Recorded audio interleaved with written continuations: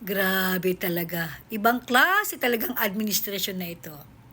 Alam nyo ba na to celebrate or to honor the sacrifices of the OFW at saka bilang pagkilala na rin sa kanilang malaking kontribusyon sa ekonomiya ng Pilipinas, magpapa-concert.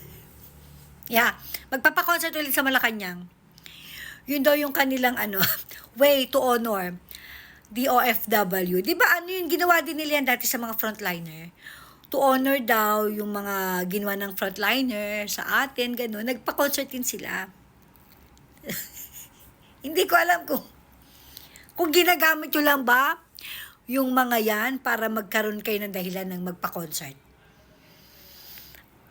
I really don't find it, practical na magpa-concert.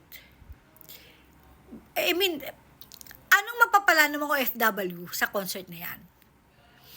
Okay, hindi ba mas maganda kung instead of concert, bakit hindi nyo na lang paigtingin ulit ang seguridad diyan sa NAIA para pag umuwi naman yung mga OFW sa Pilipinas, hindi sila natataniman ng bala because obviously bumalik na naman ang sindikato diyan sa NAIA. Diba? Or dagdagan nyo pa kaya yung mga benefits na makukuha ang mga OFW bilang pag-honor nyo sa mga sacrifices nila. Diba? Anong mapapala nila sa concert? Sila ba yung maliligayahan dyan? Yung ibabayad nyo sa mga performer sa concert, ba't hindi nyo nila ibigay? O itulong sa pamilya ng mga OFW na yan? Why concert? Well, obviously, the Marcos family loves concert so much. Kahit nung araw pa. Kahit nung panahon pa lang ng kanyang mama at papa. Nung presidente pa ang tatay niya, puro sila concert. At hindi nila ito pwedeng i-deny dahil nakikita naman natin sa YouTube yan. I really don't understand why concert. Para ba talaga sa OFW ito? O para sa inyo? Because kung sino man na mahilig sa concert at alam nating lahat ito, yung pamilyang Marcos. Kayo yun. Kayo lang yung mag-e-enjoy dyan.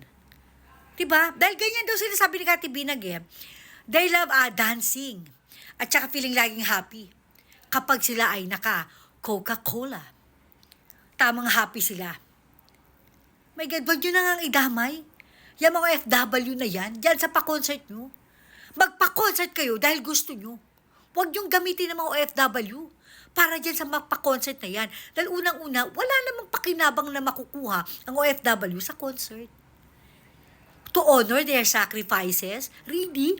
Concert? Oh my God, what the fuck? Diloloko nyo na naman ang taong bayan. Huwag nyo nga gagawin ng mga Pilipino. My God, what the fuck? Concert talaga? To honor.